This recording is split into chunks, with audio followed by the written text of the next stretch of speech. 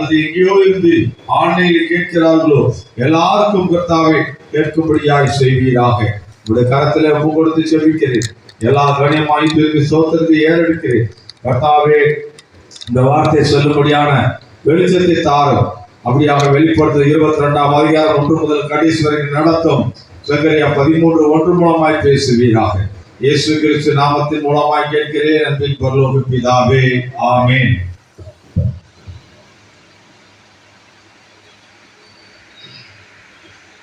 இந்த நாளில் மாலை சுவிசேஷ கூட்டத்திலே வந்திருக்கிற அருமையான ஒவ்வொரு சகோதரர்களுக்காகவும் வராமல் எங்கே நேரம் கிடைக்காமல் இருந்திருந்தாலும் ஒருவேளை இந்த சுவிசேஷ கூட்டத்துக்கு வரும்படியான ஒரு பாரத்தை கர்த்தர் கொடுப்பார் என்றால் அங்கே இருந்தபடியே நாம் இந்த வார்த்தையை கேட்கலாம். வேதம் சொல்கிறது, தேவனுடைய வார்த்தை இருபுறமும் கருக்குள்ள பட்டயம் என்று பார்க்கிறோம். தேவனுடைய வார்த்தையிலே அங்கே சொல்லுகிறவர்களுக்கும் கேட்கிறவர்களுக்கும் பொருந்தக்கூடிய சத்தியத்தை நாம் சொல்லுகிறவர்களாக இருக்கிறோம். அதன்படி நாளே ஒரு காலத்திலே நம்முடைய ஐக்கியத்தை குறித்து பார்ப்போம் என்றால், அங்கே எனக்கு தெரிந்த வரைக்கும் காலை 6 மணிக்கு ஆண்டவருடைய வீட்டுக்கு வருகிறவர்கள் இரவிலே 10 மணிக்கு தான் ஆண்டவருடைய வீட்டை விட்டு போவார்கள். அவ்விதமாக காலை 6 மணியிலிருந்து ஆண்டவருடைய வீட்டை காம்பவுண்டை பெருக்குவது, சுத்தம் செய்வது, தண்ணீர் தெளிப்பது, பாய் போடுவது, மைக் செட் செட்டிங் பண்ணுவது என்று தொடங்கி மதியானம் வரைக்கும் ஆராதனை முடியும் வரைக்கும் கூடுதலாக பார்ப்போம் என்றால் வாலிபர் கூட்டமும் இன்னும் வெளிப்பிரசங்க சுவிசேஷமும் இன்னும் மாலை சுவிசேஷ கூட்டம் என்று சொல்லி முழுக்க முழுக்க அங்கே ஆவிக்குரிய வாழ்க்கையிலே திளைத்திருந்த ஒரு காலம் அது. அந்த காலங்கள் எல்லாம் போய்விட்டது. இப்பொழுது நம்முடைய வாழ்க்கை, ஆவிக்குரிய வாழ்க்கையானது அங்கே நம்முடைய ஸ்டேஷன் வந்தவிட்ட உடனே இறங்கி போகிற அந்த வாழ்க்கையாய் மாறிவிட்டது. அந்த லோகோ ஓட்டுகிறவர்கள், எலக்ட்ரிக் இருக்கிறவர்கள் பார்த்தால் தெரியும், கடைசி ஸ்டேஷன்ல தான் ஷெட்டுக்கு போகும், கொஞ்சம் பேர் தான் அதுல இருப்பாங்க.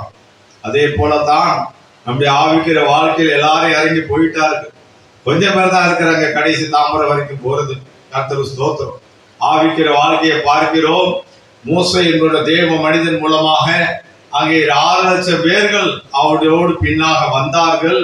கடைசியிலே 2 பேர் தான் அவன் பின்னாடி நின்றார்கள். யோசுவாவும் காலேபும் மட்டும்தான் அந்த தேவ மனிதனுக்கு உறுதுணையாக இருந்தால் என்று பார்க்கிறோம். அப்படித்தான் நம்முடைய ஆவிக்குரிய வாழ்க்கை. இந்த நாட்களிலே ஆவிக்குரிய வாழ்க்கைக்கு ஆதாரமாய் இருக்கிற சுவிசேஷத்தை விட்டு விட்டார்கள். பலமாய் இருக்கிற சுவிசேஷத்தை விட்டு விட்டார்கள். பலவீனத்தை நாம் தெரிந்து கொண்டோம். ஆனாலும் தேவனுடைய வார்த்தை என்றென்னைக்கு நிற்கும் என்று சொல்லப்படுகிறது.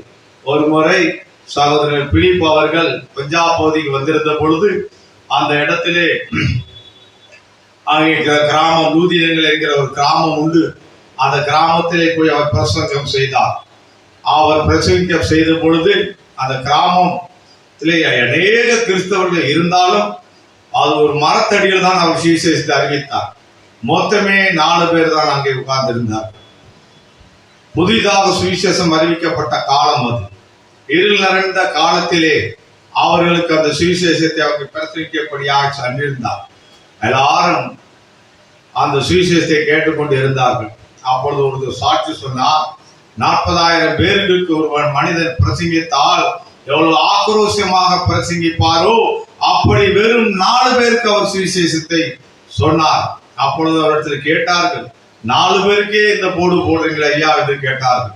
அவர் சொன்னார், 4 பேரானாலும் 40 பேரானாலும் தேவனுடைய வார்த்தையை நான் நிலத்திலே விதைக்கிறேன். இறுதியமாகிய நிலத்திலே விதைக்கும் பொழுது அந்த நிலம் நல்ல நிலமாய் இருந்தால் அது ஏற்ற காலத்திலே முளைத்து வரும் என்று சொன்னார். அப்படியே இன்றைக்கு அந்த சபையிலே ஏறக்குறைய 40க்கு மேற்பட்ட குடும்பங்கள் அங்கே கூடி வருகிறதை நாங்கள் அறிந்திருக்கிறோம். அப்படிதான் தேவனுடைய வார்த்தையை அங்கே நாம் சொல்லும் பொழுதோ அல்லது விதைக்கும் பொழுதோ அது அவருடைய வாழ்க்கையிலே அந்த நேரத்திலே பலனை கொடுக்காவிட்டாலும் வருங்காலங்களிலோ ஏற்ற நேரத்தில் அதற்குரிய பலனை கொடுக்கும் என்று பார்க்கிறோம். கடந்த வெள்ளிக்கிழமை ஒரு வேத ஆராய்ச்சி வியாழக்கிழமை வேத ஆராய்ச்சிக்கு ஒரு சபைக்கு சென்றிருந்தேன். அங்கே 2 பேர் தான் இருந்தார்கள். அப்பொழுது அந்த ஊழியக்காரர் சொன்னார், ஐயா எங்களிடத்துல 2 பேர் தான் இருக்கிறோம், இப்ப நீங்க ஒருத்தர் இருக்கீங்களே. ஆமா 3 பேரு.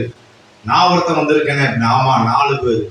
அப்ப ஆண்டவர் என்ன சொன்னார், 2 பேராவது 3 பேராவது, நம்ம 4 பேர் இருக்கிறோமே, அவரை சேர்த்தா 4 பேர் ஆயிட்டோமே, ஆண்டவர் நம்ம மத்தியிலே இருக்கிறார் என்று நினைத்து அந்த வேத ஆராய்ச்சி கூட்டத்தை அவ்விதமாக அற்புதமாக ஆண்டவர் நடத்தி கொடுத்தார். அவ்விதமாக செவ்வாய்க்கிழமை ஒரு இடத்திற்கு ஜெபிக்க போயிருந்த பொழுது அங்கே 2 பேர் தான் இருந்தார்கள். ஆனால் வேறு வார்த்தை சொல்லுகிறது, எங்கே 2 பேரோ அல்லது 3 பேரோ. சில இடங்களிலே பெரிய ஆவிக்குரிய சபைகள் இருக்காது, சிறு சிறு சபைகள் உண்டு. பஞ்சாபில் நாங்கள் இருக்கிற சபைகள் எல்லாம் சிறு சிறு சபைகள். ஜெப கூட்டத்துக்கு யாரும் வரமாட்டார்கள். அப்பொழுது எங்களுக்கு சார் பால் அவர்கள் ஒரு ஆலோசனை சொல்லியிருந்தார், யாரு வந்தாலும் சரி யாரு வராட்டாலும் சரி, நீங்க இருக்கிற 2 பேரும் ஜெபத்தை ஆரம்பிங்க, குடும்பமா ஆரம்பிங்க, நீங்க ஜெபம் பண்ணிக்கிட்டே இருங்க, அது போதும். நீங்க மற்றவங்களுக்காக ஜெபிக்கிறீங்க, மற்றவங்களுக்கு ஜெபிக்க நேரமில்லை என்று சொன்னார். அப்படியாக நாங்கள் இன்று வரைக்கும் ஒவ்வொரு செவ்வாய்க்கிழமையிலும் தொடர்ச்சியாக ஜெபத்தை செய்து கொண்டே வருகிறோம். யார் வந்தாலும் சரி வராவிட்டாலும் சரி, தேவனுடைய வார்த்தையை இங்கே விதைக்க வேண்டும். ஒரு வாகனம் இந்த டயத்துக்கு போகிறது என்றால், யார் வந்தாலும் சரி வராட்டாலும் சரி, அந்த டயத்துக்கு வண்டி கிளம்பிடும். அது ஏறினாலும் சரி இறங்காட்டாலும் சரி, வண்டி ஓட்டுநருக்குரிய ஊதியம் கொடுக்கப்படும், வண்டி நடத்தக்கூடிய ஊதியம் கொடுக்கப்படும். வண்டியில ஏறினாலும் சரி ஏறாவிட்டாலும் சரி. ஆக நாம் ஒரு ஆவிக்குரிய பயணத்திலே இருக்கிறோம். நம்முடைய ஆவிக்குரிய பயணம் நமக்கு தேவை என்றால் நாம் ஏறிக்கொள்ளலாம், தேவையில்லை என்றால் நாம் விட்டுவிட்டால் நமக்கு தான் தாமதமாகும். ஆனபடினாலே இந்த மாலை கூட்டத்திலே விதமாக ஒவ்வொரு ஞாயிற்றுக்கிழமையும் நான் அதிகமாக கவனிப்பது உண்டு. காலி சேர்களுக்கு தான் அதிகமாக நான் பிரசங்கிப்பது உண்டு. அப்போது டாக்டர் பில்லிகிராமை நினைத்துக் கொள்வேன். அவர் அந்த நாட்களிலே முயல்களுக்கும் பூனைகளுக்கும் அங்கே மரங்களுக்கு தான் பேசி அந்த தடுமாற்றத்தை தவிர்த்து கொண்டார். அப்படியே பேசின மனிதன் தான் இன்று தேசத்தின் எழுப்புதலுக்கு காரணமாக இருந்திருக்கிறார் என்று சொல்லி கேள்வி. அப்படி நம்முடைய தேசத்தின் எழுப்புதலுக்காக, சபையின் எழுப்புதலுக்காக, தடுமாற்றங்களை தவிர்ப்பதற்கு, காலியிடங்களை நிரப்புவதற்கு ஆண்டவர் நாளில் என்னை பயிற்சிக்கிறார் என்று சொல்லி நான் நினைத்துக் கொள்வது உண்டு. அவ்வாறு போகலாம். நம்முடைய வாசித்த வேத பகுதிக்கு நேராக என்ன என்று பார்க்கிறோம். அந்த நாட்களிலே இங்கே வாசிக்கிறோம், ஆவிக்குரிய காரியங்களை குறித்து வாசிக்கிறோம். யோவான் எழுதின சுவிசேஷம் 10ஆம் அதிகாரம் 11ஆம் வசனத்தை வாசித்து பாருங்கள். யோவான் எழுதின சுவிசேஷம் 10ஆம் அதிகாரம் 11ஆம் வசனம் வீதமாய் சொல்லுகிறது, ஆண்டவராய் இயேசு கிறிஸ்து வீதமாய் சொன்னார், நானே நல்ல மேய்ப்பன், ஒருவன் அங்கே சொல்கிறது, மன்னிக்கவும் 11ஆம் வசனம், நானே நல்ல மேய்ப்பன், நல்ல மேய்ப்பன் ஆடுகளுக்காக ஜீவனை கொடுக்கிறான் என்று பார்க்கிறோம். ஆம் பிரியமானவர்களே, ஆண்டவராய் இயேசு கிறிஸ்து அவர் ஒரு நல்ல மேய்ப்பன். நல்ல மேய்ப்பன் தம்மை நம்புகிறவர்களை ஒருபோதும் காட்டி கொடுக்க மாட்டார். தன்னை நம்புவர்களை ஒருபோதும் புறம்பே தள்ள மாட்டார். தன்னை நம்புவர்களை காப்பாற்றக்கூடியவராக இருப்பார். ஒரு முறை சுவிசேஷத்திற்காக பஞ்சாபோதியில் நாம் சென்ற போது எங்கள் குழுவோடு கூட சேர்ந்து விரோதிகள் பிடித்து விட்டார்கள். எல்லாரையும் பிடித்து போலீஸ் ஸ்டேஷன்ல போட்டு விட்டார்கள். அப்பொழுது இடியங்களும் கூட இருந்தார்கள். அப்பொழுது நாங்கள் சொன்னோம், அங்கள் நீங்க வீட்டுக்கு போயிடுங்க, நாங்கள் எப்படியாவது தப்பிச்சு வந்துடுவோம் அப்படின்னு சொன்னோம். அப்பொழுது அவர் சொன்னார், இல்லை, எல்லாரும் வீட்டுக்கு போனாதான் நான் போவேன் என்றார். ஒரு நல்ல மேய்ப்பனுடைய குணம் என்னவென்றால், தன்னை நம்புகிறவர்கள் எந்த சேதம் இல்லாமல் இருந்தால்தான் நாம் நன்றாக அவளோடு போக முடியும். ஆக சுவிசேஷத்துக்கு எதிர்ப்பு வரும் பொழுது அந்த மேய்ப்பன் என்ன செய்ய முடியுமா, ஓநாய்களை விரட்டக்கூடிய அந்த கம்பை கையில வைத்திருப்பான். அந்த கம்பவன் ஒரு போடு போட்டா ஓநாய் தான் ஓடும். ஆடுகளை மேய்ப்பதற்கு கொம்பு, அந்த கோல் ஓநாய்களை விரட்டுவதற்கு தடியாகவும் பயன்படுத்த முடியும். ஆக இந்த இடத்தை வாசிக்கிறோம். ஒரு நல்ல மேய்ப்பன் என்ன சொல்கிறார், ஆடுகளுக்காக ஜீவனை கொடுக்கிறார். ஆண்டவராய் இயேசு கிறிஸ்துவை குறித்து நீங்கள் அறிந்திருக்கிறீர்கள். அவர் ஐஸ்வர்யம் உள்ளவராக இருந்தும், 2 கொரிந்தியர் 8ஆம் அதிகாரம் 9ஆம் வசனம் சொல்லுகிறது, ஐஸ்வர்யம் உள்ளவராக இருந்தாலும் அவருடைய தரித்திரத்தினாலே நாம் ஐஸ்வர்யங்களாகும்படிக்கு உங்கள் நிமித்தம் தரித்திரரானார் என்று சொல்லப்பட்டிருக்கு. ஆக ஆண்டவராக இயேசு கிறிஸ்து எவ்வளவு ரிச் என்று பாருங்கள். ரோமர் 10:12 சொல்லுகிறது, யூதரானாலும் கிரேக்கரானாலும் அவரை தொழுது கொள்கிற யாவருக்கும் அவர் ஐஸ்வர்ய சம்பூர்ணராய் இருக்கிறார் என்று சொல்லப்படுகிறது. யாரெல்லாம் ஆண்டவராய இயேசு கிறிஸ்துவை அங்கே தொழுது கொள்கிறார்களோ அல்லது நம்புகிறார்களோ அல்லது ஆராய்கிறோ அவர்களுக்கு அவர் ஐஸ்வர்ய சம்பூர்ணராய் இருக்கிறார் என்று பார்க்கிறோம். ஒருமுறை அமெரிக்க நாட்டை சேர்ந்த ஆபிரகாம் லிங்கம் என்பவர் ஒரு ஏழை குடும்பத்திலே பிறந்தவர். அவருடைய தகப்பனார் ஒரு ஷூ மேக்கர் என்று சொல்லப்படுகிற தச்சு, அதாவது செருப்பு தைக்கிற வேலை. அவ்விதமாக ஒரு ஏழை குடும்பத்திலே பிறந்த ஆபிரகாமுக்கு ஒரு கனவு வந்தது. அந்த நாட்டின் ஜனாதிபதியாக வாய்ப்பு எனக்கு இருக்கிறது என்று சொல்லி, அப்பொழுது எல்லாரும் அவரை பார்த்து ஏளனமாய் சிரித்தார்கள். உனக்கு படிக்கிறதுக்கே காசு இல்லை, உங்க அப்பா ஒரு தச்சு வேலை, செருப்பு தைக்கிற வேலை, நீ எப்படி அமெரிக்காவின் ராஷ்டிரபதியாக ஆகக்கூடும் என்று சொல்லி. அப்பொழுது அவர் சொன்னார், இல்லை, கர்த்தர் என்று சொல்லி இருக்கிறார். அவர்கள் சொன்னார்கள், உனக்கு அரசியலே தெரியாதே, ஜனங்களை ஏமாற்ற தெரியாதே, நீ சத்தியத்தை மட்டும்தான் பேச அறிந்திருக்கிறாய், உனக்கு மற்றவர்களை ஏமாற்ற தெரியாதே, மற்றவர்களை ஏமாற்ற தெரிந்தால்தான், ஜனங்களை ஒரு மனுஷன் வஞ்சிக்க தெரிந்தால்தான் அவன் அவர்களை ஆட்சி செய்ய முடியும் என்று சொன்னார். அப்பொழுது சொன்னார், அதற்குரிய காரியங்களை கர்த்தர் பார்ப்பார். அப்பொழுது அந்த நாட்டிலே அடிமை தொழில், அமெரிக்காவிலே அடிமை ஜனங்கள் அநேகம் இருந்தார்கள். அந்த அடிமை நோயத்தை முறிப்பதற்குத்தான் ஆண்டவர் அந்த அமெரிக்காவிலே ஆபிரகாம் லிங்கனை ஒரு ஜனாதிபதியாக உயர்த்தினார். எப்படி உயர்த்தினார்? ஒரு முறை அவர் கல்லூரியில் படித்துக் கொண்டிருக்கும் போது அவருக்கு புஸ்தகங்கள் வாங்குவதற்கான பணம் இல்லை. அப்பொழுது இரவலாக தன் நண்படத்தில் போய் கேட்டான், ஐயா, எனக்கு இந்த புஸ்தகத்தை படிக்க கொடுக்கிறாய் என்று கேட்டான். அவனுடைய தகப்பனாருடைய அனுமதி பெற்று அவனுக்கு ஒரு 3 நாட்களுக்கு புஸ்தகத்தை கொடுத்தார். அவன் அதை இரவும் பகலுமாய் படித்துக் கொண்டே இருக்கும் பொழுது தூக்கத்திலே அந்த புஸ்தகத்தை ஜன்னலிலே வைத்து விட்டான். அப்பொழுது அந்த நாளிலே வந்த மழையானது அந்த புஸ்தகத்தை எல்லாம் நனைத்து விட்டது. மறுநாள் காலையிலே பார்த்தால் புஸ்தகம் முழுவதும் தொப்பென்று நனைந்து ஊதிவிட்டது. அவன் திருப்பி கொடுக்க பொழுது அந்த மனிதன் சொன்னானா, நீ என் புஸ்தகத்தை கெடுத்து விட்டாய், இந்த புஸ்தகத்தை நீயே வைத்துக்கொள், இதற்கு தண்டனையாக என் தோட்டத்திலே நீ 3 நாள் புல் இருக்க வேண்டும் என்று சொன்னார். அப்பொழுது ஆபிரகாம் தண்டனையை ஏற்றுக்கொண்டு அந்த தோட்டத்தில், அவனுடைய பண்ணை தோட்டத்திலே 3 நாள் புல் இருக்கிற பணியை செய்து கொண்டிருந்தான். அதற்குள்ளாக அந்த புஸ்தகம் காய்ந்து விட்டது. அந்த புஸ்தகம் பழையபடியாக நன்றாய் போய்விட்டது.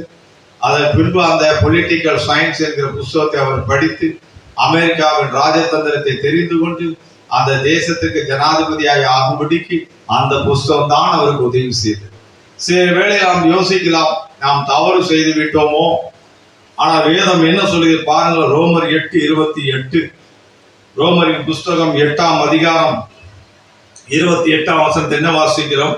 அன்றையும் அவருடைய தீர்மானத்தின்படியே அழைக்கப்பட்டவளாய் தேவனிடத்திலே அன்பு கூறுகிறவர்களுக்கு சகலமும் நன்மைக்கு எதுவாய் நடக்கிறது. ஆக தேவனுடைய தீர்மானத்தின்படி அழைக்கப்பட்ட நாம் மற்றவருடைய புஸ்தகத்தை ஜன்னல்ல வைத்து நனைந்து விட்டது. அதுக்கு தண்டனை வந்தாலும் அதுவும் நன்மைக்கு அதுவா தண்டனை. தேவன் அதன் மூலம் தான் அவரை அங்கே அமெரிக்காவின் ராஷ்டிரபதியாக உயர்த்தினார். யோசேப் என்கிற ஒரு மனிதனை குறித்து நாம் அறிந்திருக்கிறோம். வேதாகமத்தில் அவனை பற்றி என்ன சொல்லுகிறது, அவனுடைய சாட்சி என்ன? ஆதியாகமத்தின் புஸ்தகம் 39ஆம் அதிகாரத்தில் அவரை குறித்து பார்க்கும் பொழுது அங்கே வேதம் தெளிவாய் சொல்லுகிறது, இந்த வீட்டிலே என்னை தவிர வேற ஒருவன் பெரியவன் இல்லை, நீ அவளுடைய மனைவியா இருக்கிறபடினால். அங்கே வேதம் என்ன சொல்ல தெளிவான வார்த்தை, உன்னை அவர் உன்னை எனக்கு விலக்கி வைத்திருக்கிறார். இப்படி இருக்க நான் இத்தனை பெரிய பொல்லாங்குக்கு உடன்பட்டு தேவனுக்கு விரோதமாய் பாவம் செய்வது எப்படி என்று சொல்கிறார். பிரியமானவர்களே, ஆண்டவர் வார்த்தையை பாருங்கள். ஒரு மனிதன் வாழ்க்கை நன்றாய் போய்கொண்டிருந்தது. அவன் அந்த எகிப்தியனுடைய வீட்டிலே வந்த பொழுது வேதம் சொல்லுகிறது 39ஆம் அதிகாரம் 5ஆம் வசனம், அவனை தன் வீட்டுக்கும் தனக்கு உண்டான எல்லாவற்றுக்கும் விசாரணக்காரனாய் ஆக்கினது முதற்கொண்டு கர்த்தர் யோசேப்பின் நிமித்தம் அந்த எகிப்தியன் வீட்டை ஆசீர்வதித்தார் என்று பார்க்கிறோம். இன்னும் கூடுதலாய் வாசியுங்கள். வீட்டிலும் வெளியிலும் அவனுக்கு உண்டானவைகள் எல்லாவற்றிலும் கர்த்தருடைய ஆசீர்வாதம் இருந்தது. அவன் அந்த வீட்டுக்கு எஜமானாய் வரவில்லை, வேலைக்காரனாய் வந்தான். ஒரு அடிமையான வேலைக்காரனாய் வந்தான். அந்த நாட்களில் அடிமைகளுக்கு உரிமைகள் கிடையாது. நமக்கு கூட சில நாட்களிலே சுவிசேஷம் அறிவிப்பதற்கு உரிமை இருக்கிறது, அதிகாரம் இல்லை. யாராவது வந்து போனா அப்படின்னு துரத்தினா உடனே ஓடி வந்துடும். ஏனென்றால் நமக்கு உரிமை இல்லை என்பது போல, நமக்கு அதிகாரம் இல்லை என்றது போல. ஒரு தகப்பனுக்கு 10 பிள்ளைகள் என்றால் 10 பேருக்கும் தகப்பனிடத்தில் அதிகாரம் இருக்கிறது. 10 பேருக்கும் அவரே தகப்பன் என்று அங்கே அறிவிக்க சொல்லப்படுகிறது. அதுபோலதான் ஒரு தேசத்தில் அந்த நாட்டு குடிமகனாக இருப்பாய் என்றால் அத்தனை பேருக்கும் ஆதார் கார்டு பொதுவானதாக இருக்கிறது. அத்தனை பேருக்கும் அதிகாரம் சமமாய் இருக்கிறது. ஒரு அரசியல் கட்சி எங்க வேணாலும் கூட்டம் போட்டு பேசுறாங்க. ஒரு போராட்டம் நடத்துறவங்க எங்க வேணாலும் போராட்டம் பண்றாங்க. அந்த நாட்களிலே நாங்கள் கல்லூரியில் படித்துக் கொண்டிருந்த பொழுது அந்த பஸ்ஸையே நிறுத்தும் அளவுக்கு எங்களுக்கு பவர் இருந்தது. எங்களுக்கு ஒன்றும் போலீஸ்ல போய் பெர்மிஷன் வாங்க தேவையில்லை. நாங்க போய் ரோட்ல படுத்துக்கிடுவோம், எங்களை ஏறி போங்கன்னு சொல்லிடுவோம். பஸ்ஸுக்கான லைன்ல நிற்பான். ஒரு பஸ் ஏறி போக முடியாது. ஒரு சாதாரண கல்லூரி மாணவனுக்கு உரிமைக்காக போராடுவதற்கு அதிகாரம் இருக்கிறது என்றால் தேவாதி தேவனுடைய அந்த சுவிசேஷத்தை நாம் அதற்கு விரோதிப்பவர்களை நாம் எதிர்த்து கேட்பதற்கு உரிமை இல்லாதவர்களாக இருக்கிறோம். ஏனென்றால் அங்கே தான் நம்முடைய பிரச்சனை இருக்கிறது. We have no right to preach gospel என்று அவர்கள் முத்திரை கொடுத்து விடுகிறார்கள். ஆனால் ஆண்டவராய் இயேசு கிறிஸ்துவை பற்றி காலையிலே நான் ஒரு செய்தியை சொன்னேன். அந்த ரத்தம் கலந்த திராட்சை ரசத்தை, அந்த மதுவை குடித்த பொழுது அந்த தேசத்திலே அந்த மனிதனை ஒருவரும் தொடவில்லை. ஏனென்றால் அவன் தன்னுடைய எஜமானின் நண்பனாக இருக்கிறான். அவர் நாம் ஆண்டவராய் இயேசு கிறிஸ்து இந்த உலகத்தின் எஜமானன், வானத்துக்கு பூமிக்கு அதிகாரிகள். அவருடைய இரத்தத்தை திராட்சை ரசமாக நாம் பருகுகிறோம். ஆனால் அவருடைய சாயல் நம்மிடத்தில் இல்லை.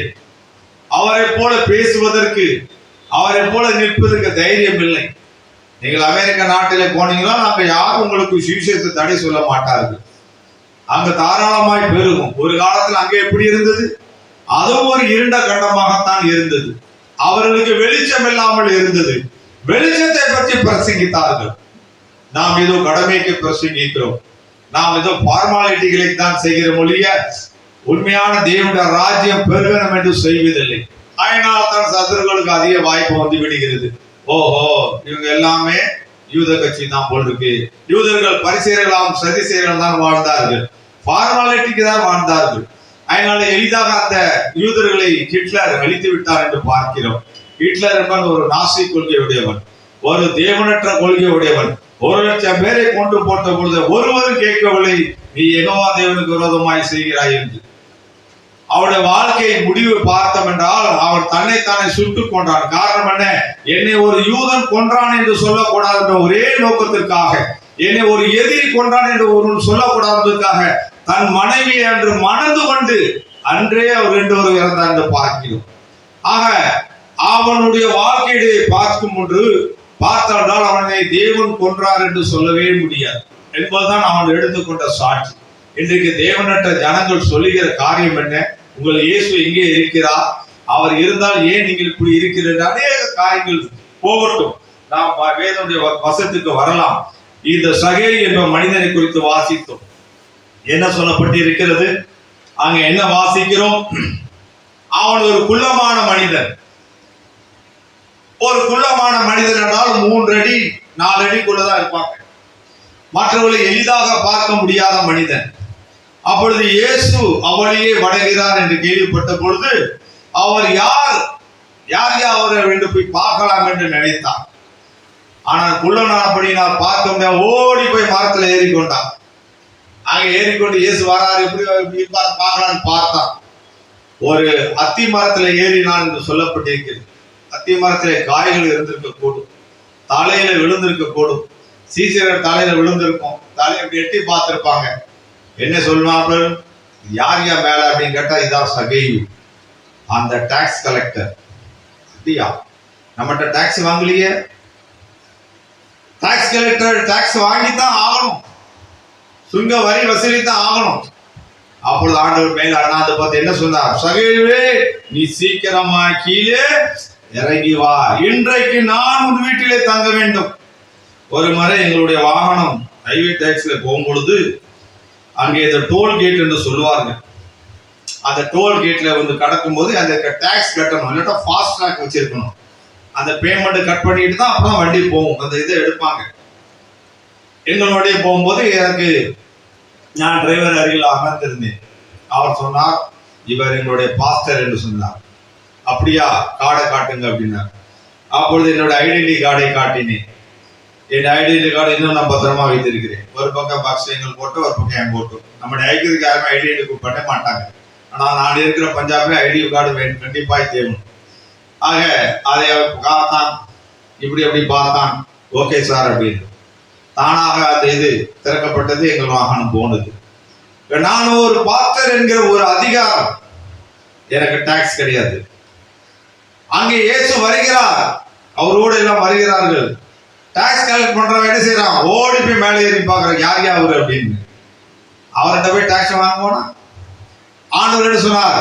நான் இன்று உன் வீட்டிலே தங்க வேண்டும். அவன் வீட்டில தான் ஆண்டவர் இருக்கிறாரு. அப்பொழுது அவன் என்ன சொன்னான் பாருங்கள், அருமையான வார்த்தை. என்ன வார்த்தை சொல்லுகிற 19ஆம் அதிகாரத்திலே, அதை கண்ட யாவரும் இவர் பாவியான மனுஷனிடத்திலே தங்கும்படி போனார் என்று முறுமுறுத்தார்கள். அது மட்டுமா, இந்த முறுமுறுப்பு காரியத்தை குறித்து எல்லாரும் நன்றாக அறிந்திருக்கிறீர்கள். காலையிலே மேஜையின் செய்தியை கொடுக்கும் பொழுது கூட இஸ்ரவேலர்கள் கர்த்தரை பரீட்சை பார்த்து முறுமுறுத்தார்கள் என்று சொல்லப்பட்டிருக்கிறது.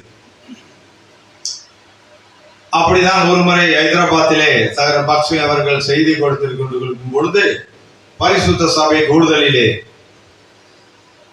கொஞ்சம் லேட் ஆகிவிட்டது. 9 மணிக்கு முடிக்கணும், 9:30 ஆகிட்டார்.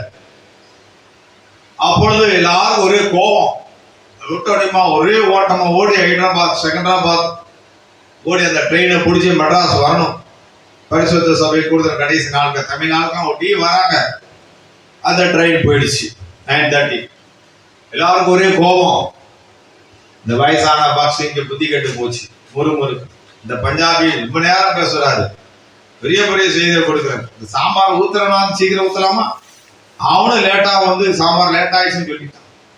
முறுமுறுப்பு. கேட்ட செய்தி காத்துல போயிடுச்சு. நம்முடைய வாழ்க்கையில ஏதாவது காரியம் தாறுமாறாக நடந்து விட்டால் கர்த்தருடைய வார்த்தை எங்க போயிடும்? காத்துல பறந்துடும். முறுமுறுப்பாக ஆரம்பித்து விடுவார்கள். அப்பொழுது காலையில் 5 மணி வண்டிக்கு போகலாம் என்று சொல்லி எல்லாரும் பிளாட்ஃபார்ம்ல படுத்து தூங்கி கொண்டிருந்த பொழுது 5 மணிக்கு வந்த வண்டி 5:30க்கு வந்தது. சொன்னாங்க, இந்த வண்டி போவாது அப்படின்னா. ஏன், எதற்கு போவாது? நாங்கள் ராத்திரி எல்லாம் பிளாட்ஃபார்ம்ல தங்கியிருக்கோம். அப்பொழுது சொன்னார்கள், நீங்கள் பேப்பர் பார்க்கவில்லையா? நேற்று நைட்ல போன வண்டி அந்த ஆத்த கடக்கும் போது கடும் மழையினால் பாலம் துண்டிக்கப்பட்டு எல்லாருமே தண்ணிக்குள்ள போயிட்டாங்க. ஐயோ அப்படியா? 2 பேர் தான் பொழைச்சாங்க. உண்மையில தெய்வம் மனுஷன் தான் போயிட்டு நடக்கிறது ஏற்கனவே தெரிஞ்சிருக்கு. அதான் செய்தியை கொஞ்சம் நீளமா ஆக்கியிருக்காரு. நல்ல மனுஷன். நல்ல அந்த சாம்பார் அவங்க ஊத்துறான், கொஞ்சம் லேட்டா ஊத்துனான், அவசரப்பட்டு ஊத்துல, நல்லா சமைச்சு ஊத்துனான். அவன் வாழ்க, சாப்பாடாச்சு லேட்டா கிடைச்சத. ஏன், வாழ்க்கை அவர்களுக்கு பிழைத்தபடினாலே யாரை முறுமுறுத்தார்களோ அவர்களை புகழ்ந்தார்கள். நம்முடைய வாழ்க்கைங்க அப்படித்தான். நமக்கு ஏதாவது ஏடா கூடமாக நடந்தால் நம்ம என்ன செய்வோம் என்றால், யார் நமக்கு செய்தி கொடுத்தாங்களோ அவங்கள முறுமுறுக்கும். இன்னொரு காரியம், புதுசா திருமணம் ஆனவங்களை பாருங்க, வீட்டுல ஏதாவது சண்டை சச்சரவு வந்துட்டுனா, ஐயோ இந்த ஊழியக்கார பேச்சை கேட்டு இவளை கெட்டுனதே கெட்டுன, அதோட ஒரு நரகத்துல நான் போயிருந்திருக்கலாம் அப்படி என்று என்ன செய்வார்கள்? அந்த ஊழியக்காரர்களை முறுமுறுப்பார்கள். சிலர் சபிக்கவும் செய்வார்கள். இதெல்லாம் ஒரு ஊழியக்காரையா? அப்படிப்பட்டவர்களுக்கு கல்யாணமே ஆகாம 40-45 வயசுல காட்டுல திரிகிற மாதிரி பைத்தியக்கார மாதிரி திரிகிறார்களே, அவங்களை காட்டணும். இவனை பார், 48 வயசு வரைக்கும் உலகத்துல ஒரு பொண்ணு கிடைக்கல, உனக்கு 30 வயசுல ஏதோ ஒண்ணு கட்டையை கொடுத்துருக்காரு, மட்டையை கொடுக்க கெட்டிட்டு சந்தோஷமா இருக்க வேண்டியதானே? அந்த எண்ணமே வராது.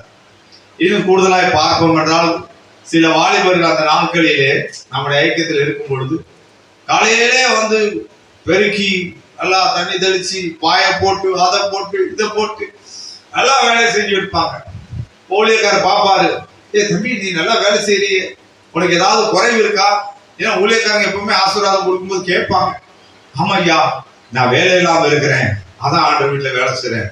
சரி, நான் அவனுக்கு வேலைக்காக ஜெபம் பண்ணிக்கிறேன் சொல்லி அவனுக்கு ஜெபம், ஆண்டவரே இந்த பையன் ரொம்ப நாளா வேலை செய்யாம இருக்கிறான், ஆனா ஒவ்வொரு வீட்டுல நல்லா வேலை செய்யறான், இவனுக்கு ஒரு வேலையை கொடுக்கணும் அப்படின்னு சொன்ன உடனே அவனுக்கு அந்த வாரமே வேலை கிடைச்சோம். இல்ல ஸ்வீட் பாக்ஸ் எடுத்துக்கோ, ஐயா எனக்கு வேலை கிடைச்சிச்சு, ஐயா ரொம்ப சந்தோஷம். சரி, அடுத்த வாரம் வந்து எல்லாத்துக்கும் சொல்லுவாங்க எனக்கு வேலை கிடைச்சிச்சு, எல்லாம் சந்தோஷம், ரைட். ஒரு விருந்து போடுவான், போட்டாச்சு, ரைட், ஓகே. அதுக்கு அடுத்த வாரம் அவன் வர மாட்டான், போன் தான் வரும். என்னப்பா ஆச்சு? கொஞ்சம் பிஸியா இருக்கேன். ஓ அப்படியா, சரி. அதுக்கு அடுத்த வாரம் மீட்டிங் முடிஞ்சோட போன் வரும், ஏன் வரல?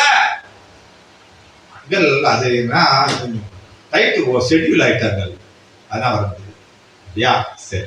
அதுக்கு அடுத்த வாரம் போன் வராது. எப்பாவது போய் விசாரிச்சேன், ஏன்பா சபைக்கு வர விட்டுட்டேன், ஐ எம் சோ பிஸி என்றது. ஏன்னா மூச்சு விட கூட நேரம் இல்லை. இந்த ஊழியக்காரர் பார்த்தாரு, ஆண்டவரே ஆண்டவர்கிட்ட போய் புலம்புறேன், நீ சொன்னீர்னு சொல்லி உனக்கு ஒரு வேலையை வாங்கி கொடுத்தேன், நல்லா இருந்த பையனை நான் தான் கெடுத்துட்டேன். ஒழுங்கா அவன் வந்து கீபோர்டு வாசித்துக்கிட்டு இருந்தான், அப்ப போய் வந்து பாய விரிச்சு போட்டு மேக் செட்டை போட்டு நல்லா பொட்டு அடிச்சுக்கிட்டு இருந்தான்.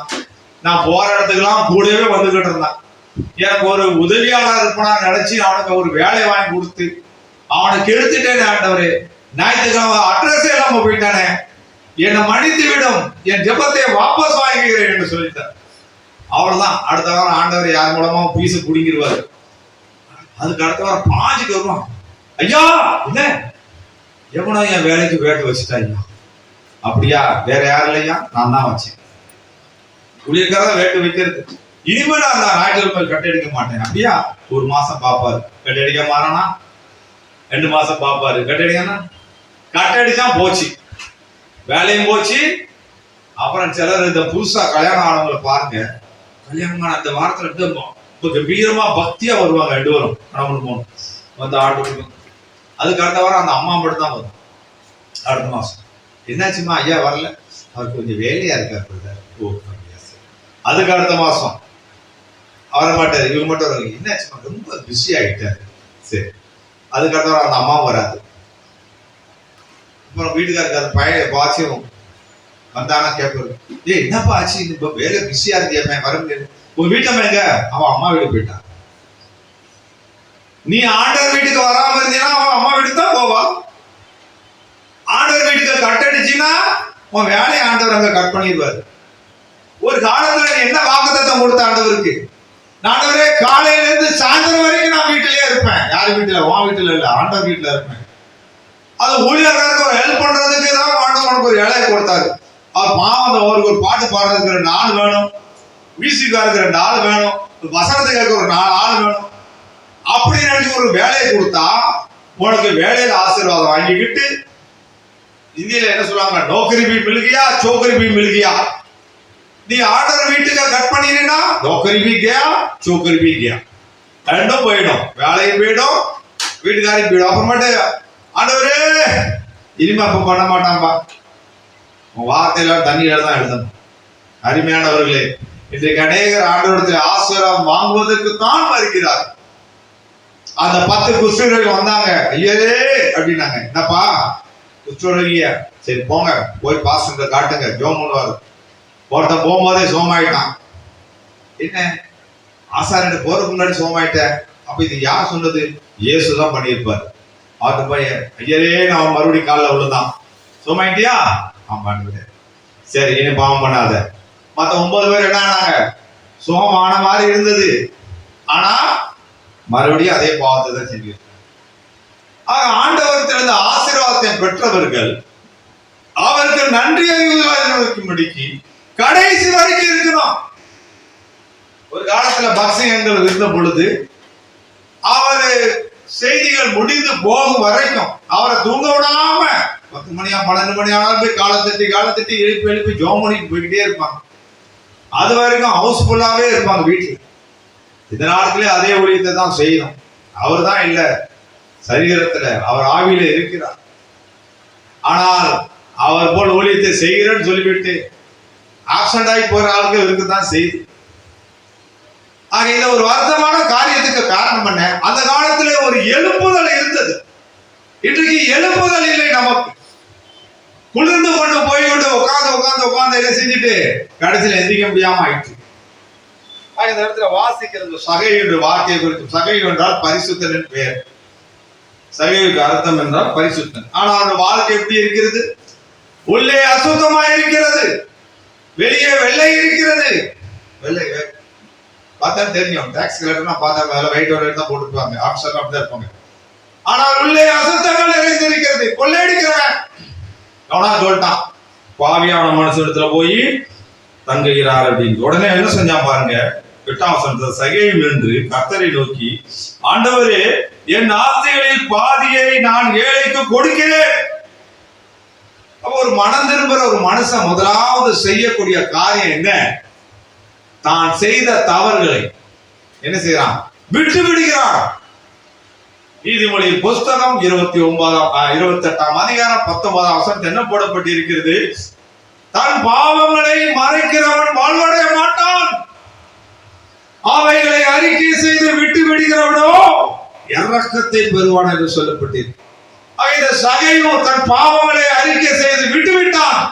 நான் கொள்ளையடிச்சிருந்தாலும் உங்களை பாதியை கொடுத்திருந்தேன். 100 கோடி கொள்ளையடிச்சா 50 கோடியை கொடுத்துட்டான். யாருக்கு? அநாத ஆசிரமத்துக்கு. ரைட்டு. மிச்சம் 50 கோடி இருக்குது. அதுக்கு என்ன பண்ண பாருங்க, எமனாயிலும் அநியாயமாய் நான் வாங்கினது உண்டால் நாளத்தனையாய் திரும்பி கொடுக்கிறேன். நாளத்தனையிலாங்க ஒருத்தர் 10 ரூபா, ஒரு 100 ரூபா வாங்கியிருந்தா 400 ரூபா கொடுக்கணும். அப்படி எத்தனை பேர் அவன் கொள்ளையடிச்சிருப்பான் நமக்கு தெரியும். டாக்ஸ் கலெக்டர் லாரி வண்டிகள் போகும்போது வெளியில அங்க நிற்பாங்க டோல்கேட்ல, அநியாயத்துக்கு அவங்க மேல டாக்ஸ் போடுவாங்க. அந்த ஓவர்லோடு சொல்லிட்டு அதுக்கு ஒரு டாக்ஸ் போடுவாங்க. அது கெட்டி இருந்தா மறைச்சிருந்தா அதுக்கு ஒரு டாக்ஸ் போடுவாங்க. எல்லாம் கலட்டுவாங்க. திரும்ப அவனால 10 பேர் சேர்ந்து கெட்டுன அந்த லோட ஒரு ஆளா அவருக்கு ஒரு ஆளை கெட்டணும். அதுல 2 மூடை எடுத்து உள்ள போட்டுக்கிறாங்க, சீனி மூட்டையா இருந்தா. இப்படிதான் இந்த வாழ்க்கை சகோட வாழ்க்கையும் இருந்தது. எந்த அரசு அதிகாரியும் மிக மிக நேர்மையாக இருக்க வாய்ப்பில்லை. ஏதோ ஒரு சிலர் நேர்மையாக இருக்கக்கூடும். இங்க வாசிக்கிறோம், அப்பொழுது இயேசு அவனை நோக்கி 9ஆம் வசனத்துல, இன்றைக்கு இந்த வீட்டுக்கு ரட்சிப்பு. இன்னைக்கு ஆண்டவருடைய வார்த்தை உங்களுக்கு வந்திருக்கிறது. ஒருவேளை இந்த வார்த்தையின் பிரகாரமாக நீங்கள் உங்கள் வாழ்க்கையை சுத்திகரிப்பீர் என்றால் உங்கள் வீட்டுக்கு இன்றைக்கு ரட்சிப்பு வரும். என்ன கஷ்டத்தில் நீங்கள் இருந்தாலும் உங்கள் ரட்சிப்பு வரும். வேதம் சொல்லுகிறது, கர்த்தராகிய இயேசு கிறிஸ்துவை நீ சுவாசி, அப்பொழுது நீயும் உன் வீட்டாரும் ரட்சிக்கப்படும். உங்க வீட்டுக்கு ரட்சிப்பு வரும். ஆண்டவராகிய இயேசு கிறிஸ்துவை பாருங்கள். அவர் எப்படிப்பட்டவர் என்றால் இரக்கமும் மன உருக்கம் நிறைந்தவர். அவருடைய கண்களில் எப்போதும் கண்ணீர் ததும்பி நிற்கும். அவருடைய இருதயம் கல்லான இருதயமே அல்ல. யாரை பார்த்தாலும் மனம் உருகிற தேவனாக இருக்கிறார். இன்னைக்கு நிறைய பேருடைய கண்கள் ஆர்டிபிஷியல் கண்களாக இருக்கிறது. ஐ ஒர்க்கர்ஸாக தான் இருக்கிறார்கள். எபேசியர் 6:6 சொல்லப்பட்டது, do not be eye workers, I servants. கண்ணால ஊழியம் செய்யறவங்க. கண்ணு மட்டும் தான் அவங்களுக்கு ஊழியம் செய்யும். கண்ணாலே பார்த்தா கிளம்பு அம்மா எல்லாம் கண்ணாலே பேசி முடிச்சிருவாங்க. அப்புறம் கை எதுக்கு, கால் எதுக்கு? ஐ ஒர்க்கர், பார்வைக்கு ஊழியம் செய்கிறவர். நானும் செய்யணும் பாரு. அப்படிப்பட்டவர்களை குறித்து தான் வேதம் சொல்லுகிறது. பரிசேயர்கள் சரிசேயர்கள் உண்மையாய் ஊழியம் செய்கிற கண்களிலே கண்ணீர் இருக்கும். லாசரு மரித்து போனா, மார்த்தா மரியாளுடைய ஒரே ஆதாரம் அந்த ஒரு வாலிபன் தான். அப்பொழுது ஆண்டவர் அந்த பெத்தானிய கிராமத்துக்கு போக முடியவில்லை, கல்லெறிவார் என்று சொல்லி அவர் 2 நாள் கூடுதலாய் தங்கினார். 4 நாள் ஆயிடுச்சு, நாரும் என்று சொன்னார்கள். 4 நாட்கள் அல்ல, 40 நாள் ஆனாலும் ஆண்டவர் எழுப்ப முடியும். 400 வருஷம் ஆனாலும் யோசேப்பை அவர் எழுப்பினார் என்று பார்க்கிறோம். ஆக அங்கே போகும்போது அங்கே ஒரு வார்த்தை போடப்பட்டிருக்கிறது. என்ன போடப்பட்டிருக்கிறது? லூக்காவின் சுவிசேஷம் 11:35 இயேசு கண்ணீர் விட்டார். அந்த லாசருக்காக அவர் கண்ணீர் விட்டார், அழுதார் என்று சொல்லப்பட்டிருக்கிறது. இயேசு அழுத இடங்கள் வேதத்திலே மொத்தமே 3 இடங்களாக தான் இருக்க முடியும். ஒன்று, லாசரின் கல்லறை முன்பு அவர் அழுதார். ஏனென்றால் அவர்களுடைய அன்னேபிள்னஸ். நம்முடைய வாழ்க்கையில் எப்பொழுது நாம் அழுகிறோம்? நம்மால் முடியவில்லை என்ற சூழ்நிலை வரும்பொழுது நாம் அழுகிறோம். நம்மால் இதை சாதிக்க முடியவில்லை என்ற சூழ்நிலை இருக்கும்போது நாம் அழுகிறோம். எனக்கு கிடைக்கவில்லை என்று ஓட்டப்பந்தயத்திலே தோற்ற பொழுது அழுகிறோம். போகத் என்கிற வீராங்கனை இறுதி போட்டியில் அவள் போக முடியவில்லை என்ற பொழுது அவள் அவ்வளவாய் அழுதாள். அவள் அந்த இறுதி போட்டியை விட்டு அவள் விலகிவிட்டால் மட்டுமல்ல, அந்த போட்டி, அந்த விளையாட்டே திறந்து விட்டாள் என்ற நிலைமைக்கு ஆகிவிட்டது. மன அழுத்தம் வரும். இயேசு கண்ணீர் விட்டார். அவ்வளவு தினமுள்ள ஆண்டவர். ஏன்? அந்த லாசரு ஒரு ஏழை, அவருடைய சகோதரிகள், அவருடைய ஆதாரம் இல்லை, கிராமத்திலே ஏதோ வயல்வெளியில வேலை செய்து வயிற்றை கழுவி கொண்டிருக்கிறார்கள். அவர்கள் வீட்டில் அவருடைய நிலைமையை பார்த்த ஆண்டவர் கண்ணீர் விடுகிறார். மனம் ஒருக்கம் உள்ள தேவன். இன்று உங்களுடைய வாழ்க்கையிலும் நீங்கள் யோசிக்கலாம், எங்கள் வாழ்க்கையிலே நாங்கள் மிகவும் கஷ்டத்தில் இருக்கிறோம். எங்களுக்கு இருக்கிற ஒரே ஆதாரம் எங்கள் சகோதரன் மரித்து விட்டான். ஆண்டவர் உங்களை பார்த்து என்ன சொல்கிறார்? வேதம் என்ன சொல்லுகிறது? மத்தேயு 11:28 வருத்தப்பட்டு பாவ பாரம் சுமக்கிறவர்களே, நீங்கள் எல்லாரும் என்னிடத்தில் வாருங்கள், நான் உங்களுக்கு இளைப்பாறுதல் தருவேன் என்று ஆண்டவராய் இயேசு கிறிஸ்து சொல்லுகிறார். ஒரு பக்தன் விதமாய் பாடினார். இயேசு அழைக்கிறார், இயேசு அழைக்கிறார், அவளை உன்னை தம் கரங்கள் நீட்டி இயேசு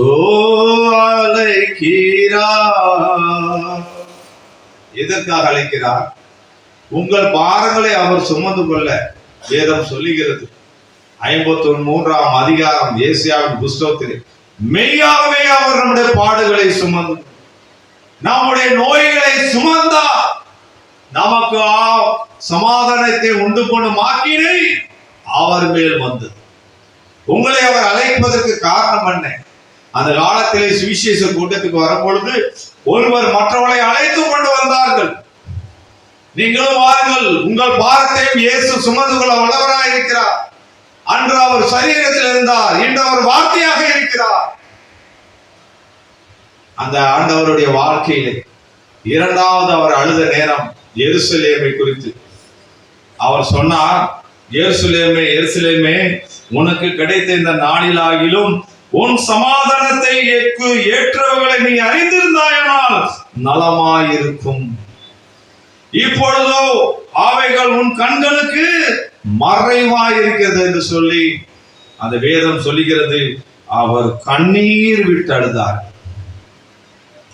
இன்னும் கூடுதலாய் பார்ப்போம் என்றால், உன்னை சந்திக்கும் காலத்தை நீ அறியாமல் போனபடினால் உன் சத்துருக்கள் உன்னை சூழ மதில் போட்டு உன்னை வளைந்து கொண்டு எப்பக்கிலும் உன்னை நெருக்கி உன்னையும் உன்னில் உள்ள உன் பிள்ளைகளையும் தரை மட்டமாக்கி போட்டு உன்னிடத்தில் ஒரு கல்லின் மேல் ஒரு கல் இராதபடிக்கு செய்யும் நாட்கள் உனக்கு வரும்.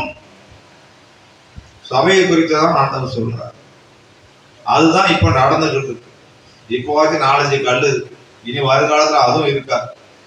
நான் மட்டும்தான் பேசிக்கிட்டு இருப்பேன்னு நினைக்கிறேன். பாக்குறவங்களுக்கு என்ன தெரியும்? ஒரு மனுஷன் தனியா பேசிக்கிட்டு இருந்தா அவனுக்கு என்ன பேர் வைப்பாங்க? பைத்தியக்காரன், குழம்பிக்கிட்டு இருப்பான்னு சொல்லுவாங்க. வேதம் சொல்லுகிறது, உன்னை சந்திக்கும் காலத்தை நீ அறியாமல் போனபடினாலே நீ தேவனை அநேக நாள் ஏமாற்ற முடியாது. அமிர்தசர் என்கிற மாவட்டத்திலே அருமை சகோதரர் அருமையான பெரிய சபையை கட்டினார், எருசலேம் என்ற சபை. அதை அவரிடத்திலிருந்து ஏமாற்றி பறித்து கொண்டார்கள், ஏமாற்றினார்கள். சமாதானமாய் இல்லை, நினைத்தார்கள் நாம் அவரை ஏமாற்றி விட்டோம். நீ தேவனை ஏமாற்ற முடியாது. அரசாங்கம் அந்த இடத்துல ரோடு போட வேண்டும், ரோட்டை அகலப்படுத்த வேண்டும் என்று சொல்லி அந்த கட்டிடம் அதுக்கு தடையா இருக்குன்னு சொல்லி அதை சுக்குநூறாக இடித்து போட்டு ஒரு கல்லின் மேல் ஒரு கல் இராதபடி செய்து விட்டார். நாங்கள் கண்களால் கண்டது கேட்டது. இங்க மட்டுமா, அந்த இஸ்ரவேல் தேசத்திலும் சாலமோன் ராஜா கட்டின அந்த பெரிய ஆலயத்தை அந்த நேபுகாத்நேச்சர் வந்த பொழுது அதில் இருக்கிற தங்க கட்டிகளை எடுப்பதற்காக ஒரு கல் மேல் ஒரு கிலோ இராதபடிக்கு இடித்து இடித்து அனைத்தையும் எடுத்துக்கொண்டு பாபிலோனுக்கு போய்விட்டார். பெரிய பிரசித்தமான ஆலயம் எருசலேம் ஆலயம், சாலமோன் என்கிற மிகப்பெரிய ஞானி கட்டின ஆலயம், தங்கத்தாலே செய்யப்பட்ட ஆலயம். எங்களுக்கு ஆலயம் இருக்கிறது என்று பெருமையில பீத்தி கொண்டு இருந்தார்கள். உங்களுக்கு ஆலயம் இருக்குன்னு பெருமையில பீத்திக்காதீங்க. ஒரு ராஜாவை ஆண்டவர் எழுப்பினால் நாம் எங்கே போவோம் என்று யாருக்கும் தெரியாது. ஏன்னால் எல்லா ராஜாக்களும் அவர் கரத்தில் இருக்காங்க. ஆர்டர் கொடுக்கிறது ஆண்டவர். சாத்தானு கூட ஆர்டர் கொடுத்தாரு, போய் யோபை சோதித்து பார். நமக்கு ஒரு டெஸ்ட் வந்தாலும் அவுட் ஆயிடுவோம். அவனுக்கு எத்தனை டெஸ்ட்? 10 டெஸ்ட்.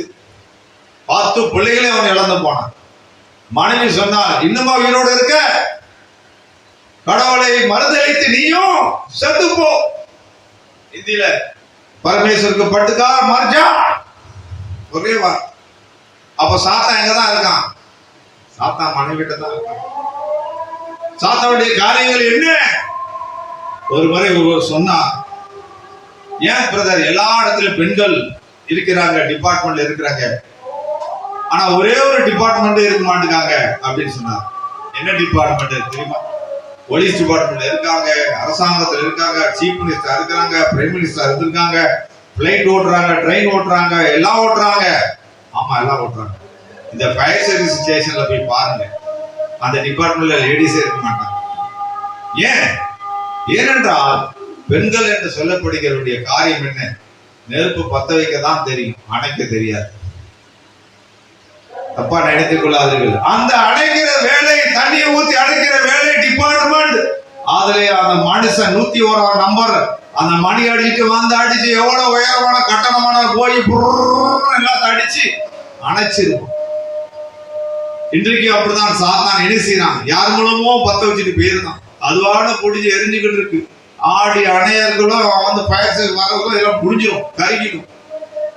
அருமையானவர்களே, நம்முடைய வாழ்க்கையை ஆராய்ந்து பாருங்கள். யாரோ உங்கள் வாழ்க்கையை பத்த வைத்து விட்டார்கள், நீங்கள் எரிந்து கொண்டிருக்கிறீர்கள். ஆவியில் அல்ல, சரீரத்திலும் அல்ல, உங்கள் ஆத்துமா எரிந்து கொண்டிருக்கிறது. சரீர மோகத்தினால் எரிந்து கொண்டிருக்கிறது, பாவ மோகத்தினால் எரிந்து கொண்டிருக்கிறீர்கள். ஆண்டவராய் இயேசு கிறிஸ்து உங்களை அன்போடு அழைக்கிறார். உங்களை இந்த நரக அக்கினியிலிருந்து காப்பதற்கு தேவ அன்பு என்கிற தண்ணீரை ஊற்றி உங்களை அணைக்கிறார். இன்னும் கூடுதலாய் பார்க்கும் போது ஆண்டவராய் இயேசு கிறிஸ்து எங்கே அழுதார்? ஒருவேளை எல்லா குழந்தைகளும் பிறக்கும் பொழுது என்ன செய்வாங்க? அழத்தான் செய்வாங்க. ஆண்டவர் கூட அந்த குளிர் காலத்திலே மாட்டுக்கொட்டியில் பிறந்த போது அழத்தான் செஞ்சிருப்பார். அப்ப நாம் தாயார் என்ன யோசித்திருப்பார்கள்?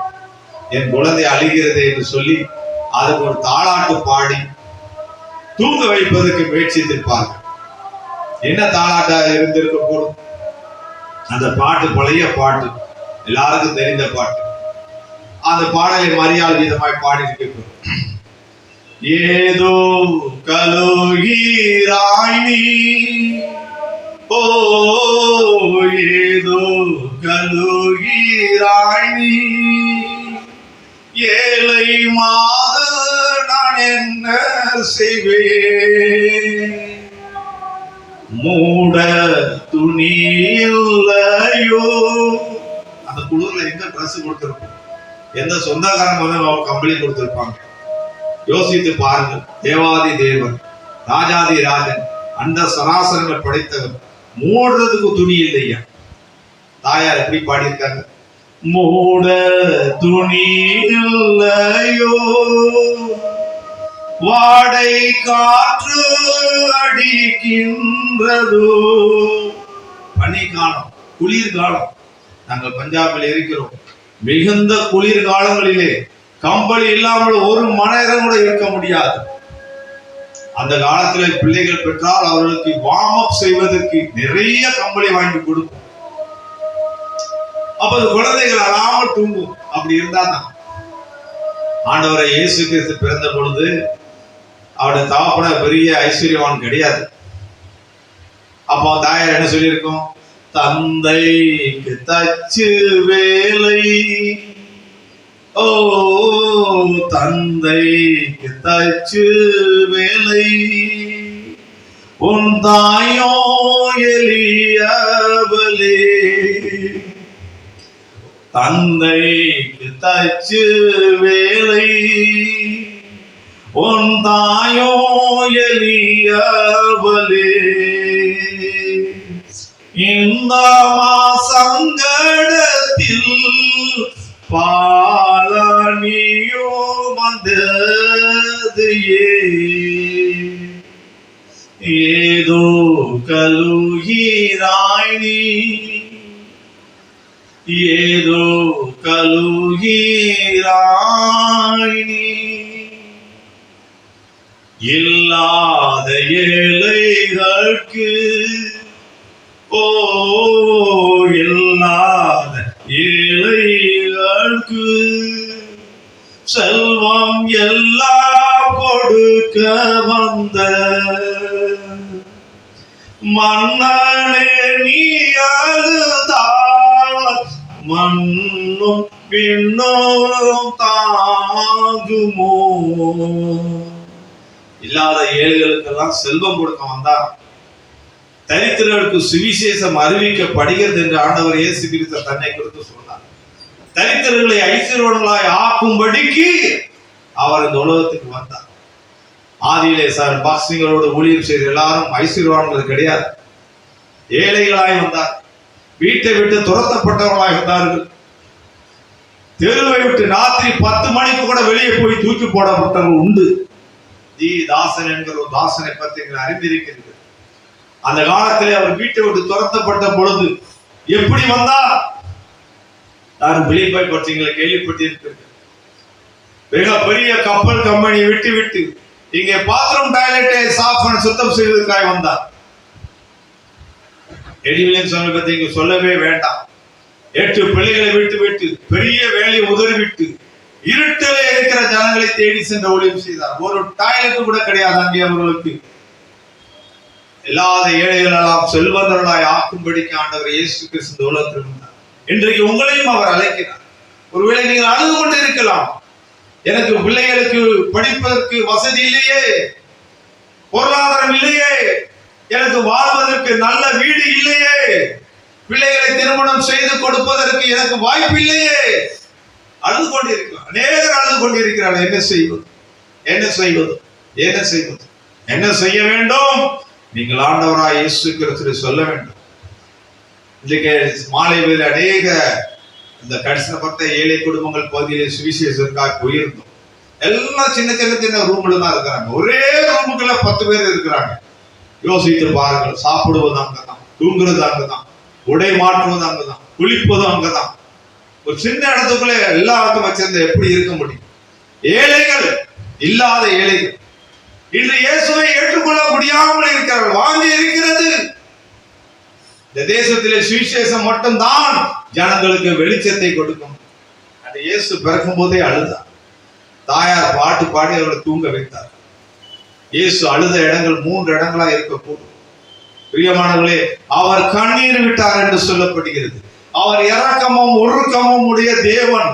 அவர் கண்கள் பாலில் கழுவப்பட்டது போல அங்கே தண்ணீரிலே நிறைந்து கொண்டிருக்கிற கண்கள் புறா கண்கள் என்று சொல்லப்பட்டிருக்கிறது. கபடமற்ற கண்கள் அவருடைய கண்கள்.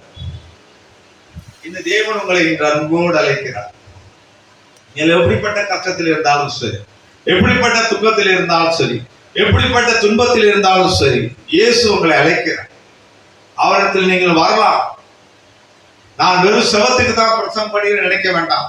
அந்த நாளிலே இரவில் 2 மணியிலே ஆண்டவர் சார் பாஸ்டிங்க சொன்னார், வெளியே போ பேசு என்று சொன்னார். அவர் சொன்னார், ஆண்டவரே 2 மணிக்கு போய் பேசணும், பைத்தியக்காரன். ஆனால் ஆண்டவருடைய சத்தம் கேட்குது. அவருக்கு கோட்டை போட்டுக்கொண்டு வெளியில போய் ஒரு மரத்தடியில் நின்று, கர்த்தராகிய இயேசு கிறிஸ்து உங்களை நேசிக்கிறார், வருத்தப்பட்டு பாரம்பரியத்திற்குள்ளே என்னிடத்தில் வாருங்கள். 2 மணிக்கு ராத்திரி ஒருத்தன் மரத்துல இருந்து பொத்துன்னு விழுந்தான். ஐயா, இயேசு என்னை நேசிப்பாரா? அவருக்கு பயம், எங்கடா அவங்க திருடம் வந்துட்டானான்ட்டு. நான் தற்கொலை செய்யறதுக்காக அந்த மரத்துல ஏறி கயிறை கட்ட போய்கிட்டு இருக்கேன். அப்போ உங்க வார்த்தையை கேட்டேன். மரத்தில் ஒளிந்திருந்த மனிதனுக்கு ஒரு சுவிசேஷத்தை அறிவிக்க ஆண்டவர் ராத்திரி 2 மணிக்கு அறிவித்தார். யாரும் இல்லாத இடத்துல சுவிசேஷத்தை அவர் அறிவித்தார். இன்றைக்கு அதே போல சூழ்நிலை தான் நாம் உங்களுக்கு சுவிசேஷம் படிக்கும். அநேகராக இருந்தாலும் சரி, கொஞ்சம் பேரா இருந்தாலும் சரி, எங்கே ஒளிந்திருந்தாலும் சரி, ஆண்டவருடைய வார்த்தை உங்களுக்கு வருகிறது. எப்படியாக வருகிறது? என்னிடத்திலே வாருங்கள். அந்த சகையை குறித்து சொல்லப்படுகிறது. என்ன சொல்லப்படுகிறது?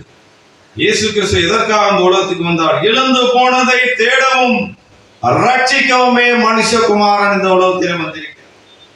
இந்த ஆண்டவர் இயேசு கிறிஸ்து இந்த உலகத்தில் அநேகர் தங்கள் வாழ்க்கையை இழந்து போயிருக்கிறீர்கள். துன்பங்களிலே, துக்கங்களிலே தொலைத்துக் கொண்டிருக்கிறீர்கள். ஒரு நாளிலே குடிப்பழக்கத்தின் வாழ்க்கையை தொலைத்து போயிருந்தது. என்னை தேடி வந்தார், என்னை ரட்சித்தார். உங்களையும் அவர் ரட்சிக்க வல்லமையுள்ளவராய். He is able God. அவர் வல்லமையுள்ள தேவன். அவருடைய பிதாவாகிய தேவன் இந்த உலகத்தை முழுமையும் தன் மழுக்கு எடுத்திருக்கிறார். அவரை அநேக தேவ தேவதன் மூலமாக தேடுகிறீர்கள். ஆனால் அந்த தேவனுக்கு ஒரே குமாரன் உண்டு. தன் ஒரே பிற குமாரனை ஏன் அந்த கல்வாரி சிலர் 2000 ஆண்டுகளுக்கு ஒப்பு கொடுத்தார்? அந்த தேவனுடைய தண்டனையிலிருந்து உங்களை காப்பாற்றிக் கொள்ள, நம்மளை காப்பாற்றிக் கொள்ள ஒரே வழி, அது இயேசுவே வழி.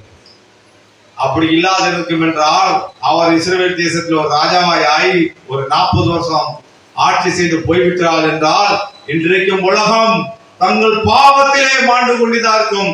வெளிச்சம் இல்லாமல் மறைத்துக் கொண்டிருப்பார்கள். இன்றைக்கு நாம் பார்க்கின்ற விளக்குகள் இல்லாமல் நெருப்பை கொளுத்தி அதனால்தான் நாம் இன்னும் வாழ்ந்து கொண்டே இருக்கிறோம். இது ஏரோப்ளேன்கள் இல்லாமல் இருந்திருக்கும். ஏன்னா மனுஷனுக்கு வெளிச்சம் இல்லை. இயேசு சொன்னார், நானே உலகத்தின் ஒளி.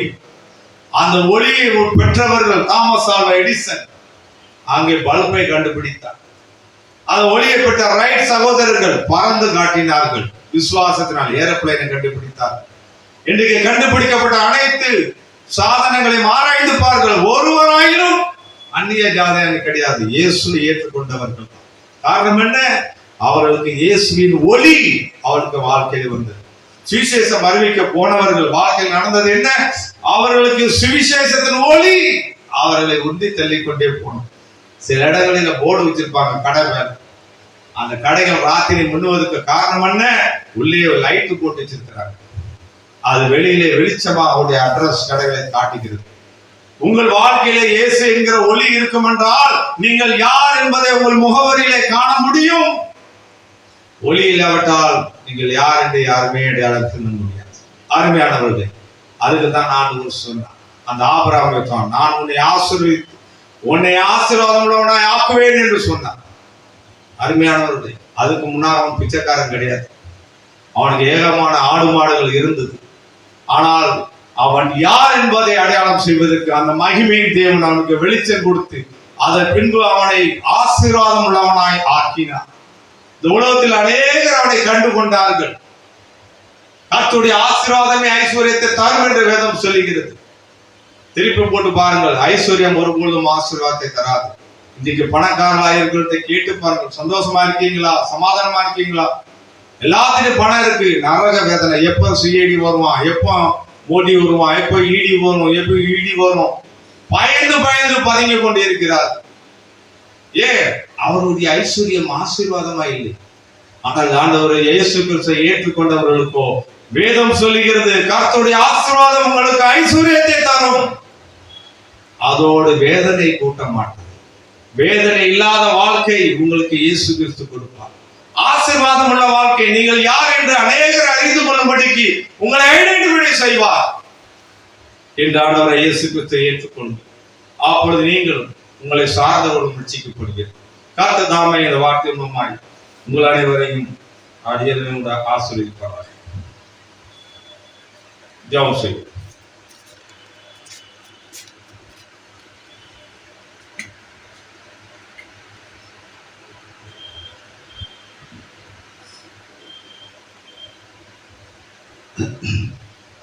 ஜெபிப்பதற்கு முன்பாக ஒரு 2 வார்த்தைகள். நான் செய்தி கொடுக்க போறதில்லை, 4 பேர் தான் இருக்கிறோம். இந்த மாலையில சுவிசேஷத்து கூட்டத்துக்கு வந்தவர்கள் சொல்ல வேண்டும் என்றால் பாக்கியவான்கள் என்றுதான் சொல்லணும். ஏனென்றால் தேவதாசன் சொன்ன வார்த்தை தீர்க்க தரிசனமான வார்த்தை என்று நான் என்னுடைய ஆவிலே கருதுகிறேன். அவர் வார்த்தை சொன்னார், கவனிச்சிங்களா? இன்றைக்கு 4 பேர் இருக்கிறோம். ஒரு நாள் என்ன வரப்போது யார் இருப்பாங்க? ஒருத்தர் தான் இருப்பாங்கன்னு சொன்னார். வேதத்துல சரித்திரத்துல நீங்க பாத்தீங்கன்னா நோவாவின் காலத்துல எத்தனை ஜனங்கள் இருந்தார்கள்? வேலையில் எத்தனை பேர் ரட்சிக்கப்பட்டாங்க? எத்தனை பேர் மாணிக்கம்? 8 பேர். அப்படியே வாங்க. சோதோம் கொமோராவில் எத்தனை பேர் இருந்தாங்கன்னு தெரியாது. எத்தனை பேர் வெளியே வந்தாங்க? ரேஷியோ பாருங்க, 4 பேர். அதுல ஒருத்தர் அவுட்டு. ஸ்டார்டிங்ல எத்தனை பேர்? வேலையில 8, அதுக்கப்புறம் 4, அதுக்கப்புறம் 6 லட்சம் பேர் வெளியே வந்தாங்க. கானான் தேசத்துல எத்தனை பேர் போனாங்க? 8, 4. ஆண்டவராக இயேசு கிறிஸ்து சொன்ன வார்த்தை ஞாபகம் இருந்தா? வயலில் எத்தனை பேர் இருப்பாங்க? 2 பேர் இருப்பாங்க. வார்த்தையா எத்தனை பேர்? 10 பேரா? ஆண்டவருடைய வார்த்தை எவ்வளவு உண்மை உள்ளதா, வல்லமை உள்ளதா இருக்கு. தீர்க்கதரிசனமான தாசன் சொன்னார். இது எனக்கு மனசுல அதிகமான சந்தோஷத்தை. அந்த ஒரு மனுஷனா நாயா இருக்கக்கூடாது, நீயா இருக்கக்கூடாது. சவாலாக நாம் எடுத்துக்கொள்ள வேண்டும். ஆண்டவருடைய வார்த்தை வருகிறது. பாரத்தோட சுவிசேஷத்தை அவர் சொல்லும் போது கேட்பதற்கு ஆள். இதெல்லாம் இப்படிதான் நடக்கும், இப்படிதான் இருக்க போகுது. இல்ல சகையை உள்ள மனுஷனா இருந்தா அந்த சகையினுடைய சம்பவத்துல நீங்க பாத்தீங்கன்னா இயேசு கிறிஸ்து இந்த பூமிக்கு வந்த நோக்கத்தையே இப்ப ஃபுல்ஃபில்டு. அந்த முழு சரித்திரமே இயேசு கிறிஸ்து இந்த பூமிக்கு வந்த நோக்கமே நிறைவேற்றப்பட்டது. எப்படி சொல்றீங்கன்னா, இழந்து போனதையும் தேடி ரட்சிக்கவுமே மனுஷகுமாரன் வந்தார். ஏன்னா நல்லா கவனிச்சு பார்த்தோம்னா அந்த சகையினுடைய இன்சிடென்ட்ல எந்த விதமான அற்புதம், சரீர பிரகாரமான அற்புதம் நடந்தது? எதுவுமே நடக்கல. ஆனா ஒரு அற்புதம் நடந்தது. அதுதான் பக்ஸி ஐயா கான்சென்ட்ரேட் பண்ணது. சரீர பிரகாரமான சுகம், அற்புதம் நடக்கவே இல்லை. என்ன அற்புதம் நடந்தது? ஒரு பாவி ரட்சிக்கப்படும் போது அதுதான் பெரிய அற்புதம். அப்ப அந்த சம்பவமானது இயேசு கிறிஸ்து அந்த நோக்கத்தை நிறைவேற்றப்பட்ட ஒரு சம்பவம். அவர்தான் சொல்றாரு, இந்த வீட்டுக்கும் ரட்சிப்பு வந்தது. முடிஞ்சு போச்சு. அவர் போயிட்டு இருக்கலாம், நான் வந்த நோக்கத்தை நிறைவேற்றினேன், இவன் ரட்சிக்கப்பட்டான்னு போல. ஆனா இன்னும் அவர் செய்ய வேண்டிய ஊழி இருப்பதனால அழுதார் என்று நாம் பார்க்கிறோம். அவருக்கு எவ்வளவு பாரம் இருந்தது. அந்த பாரத்தை ஆண்டவர் நமக்கு 4 பேர் இருந்தாலும் இந்த சத்தியத்தை அறிந்து வருகிற நாட்களையாவது அப்பேற்பட்டவர்களா இருக்க கர்த்தர் நம்ம உதவி செய்வதாக கவனம் செய்யும்.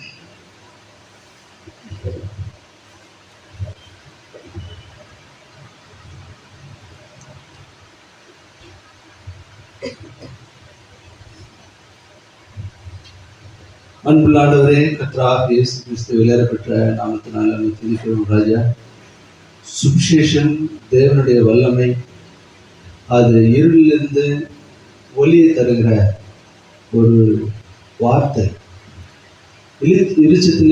இருளிலே வாழ்ந்து கொண்டிருக்கிற ஜனங்கள், நரகத்துக்கு ஓடிக்கொண்டிருக்கிற ஜனங்கள் பரலோகத்துக்கு வெளி தேசத்துக்கு வர வேண்டும் என்ற பாரத்தோடு இந்த சுவிசேஷமானது அறிவிக்கப்படுகிறது. ஆனால் கேட்கவோ ஆட்கள் இல்லை. அப்படிதான் இருக்கும் என்று நீ சொல்லிவிட்டு போனேன். கடைசியில ஒருவர் தான் எடுத்துக்கொள்ளப்படுவார் என்று நீ சொல்லி, அந்த ஒருவனாக நான் இருக்கணும் கர்த்தாவே. கேட்கிற நாங்களும் இருக்கணும். அப்படி நீ நல்ல மேய்ப்பன், ஆடுகளுக்காக ஜீவனை கொடுத்தவர். ஒரு ஆடு உங்களுக்கு போதும். 91 நீதிமான்களை விட ஒரு ஆடு தேடி போன மேய்ப்பன், ஜீவனை கொடுத்தவர். நீர் ஐஸ்வர்யம் உள்ளவராக இருந்தாலும் கூட தரித்திரராய் வந்து கர்த்தாவே பாவியாக மனுஷன் என்று அவர்கள் சொன்னாலும் கூட அங்கே சகேயு பேருக்கு பரிசுத்தன் என்று சொல்லப்பட்டாலும் கூட உள்ளான வாழ்க்கை அசுத்தம் பாவினால நிறைந்தது. ஆனாலும் அவரை நேசித்தீரப்பா.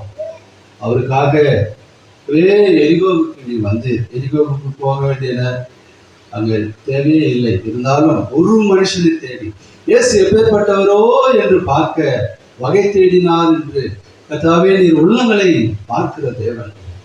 அந்த உள்ளந்தான், அந்த சகையினுடைய உள்ளந்தான் இயேசுவை கவர்ந்தது. ஏனென்றால் பேர் வைத்து அவர் கூப்பிட்டார். கர்த்தாவே என்னுடைய உருவம் என்னதென்று நீர் அறிந்திருக்கிறீங்க, என்னோட பேர் தெரியும், ஊர் தெரியும், அட்ரஸ் தெரியும். அப்பொழுதுதான் அவர் அறிந்து கொண்டார், உண்மையிலே இவர் தேவாதி தேவன். இவரை விட எனக்கு ஒன்றும் வேணாம். இந்த உலகத்துல சொத்து இருந்து சம்பாத்தியம் இருந்து நான் பரலோகத்துக்கு என்ன எடுத்துக்கொள்ள போகிறேன்? எல்லாவற்றையும் கொடுத்தான், தன்னை காலி செய்து கொண்டான். ஆபிரகாமை போல குடாரவாசியாக வாழ்ந்து அஸ்திபாரமுள்ள அந்த நகரத்தையே நோக்கி பார்த்தான். எப்பேற்பட்ட விசுவாசியாக சீஷனாக சகையை மாறி உண்மை பின்பற்றி போனான். இன்றைக்கு பரலோகத்தில் இருக்கிறார் தாப்பனே. நாங்கள் ஒரு நாள் அவரை பார்க்க போகிறோம். அவன் கர்த்தாவே எப்பேற்பட்ட வாக்கியமுள்ள வாழ்க்கை நாங்கள் இந்த பூமியிலே வாழ வேண்டும். நீர் அழைப்பு கொடுக்கிறீர். இன்றைக்கோ ரட்சிப்பின் அழைப்பை நீர் கொடுக்கிறீர். ஆண்டவராகிய இயேசு கிறிஸ்து விசுவாசி. அப்பொழுது நீயும் உன் வீட்டார் அனைவரும் ரட்சிக்கப்படுவீர்கள். வருத்தப்பட்டு பாரம் சுமக்கிறேன் எல்லாரும் இடத்துல வாங்க, நான் உங்களுக்கு இளைப்பாறுதலை தருவேன். கர்த்தாவே எங்களுக்காக எவ்வளவாக பாடுபட்டு பரிசுத்தமுள்ள தேவன், பாவம் அறியாதவர், ரத்தத்தை சிந்தி மரித்து உயிரோடு எழுந்தேன் வருவேன் என்று சொல்லியிருக்கிறேன். இந்த வருகைக்கு எங்களை ஆயத்தப்படுத்தும்.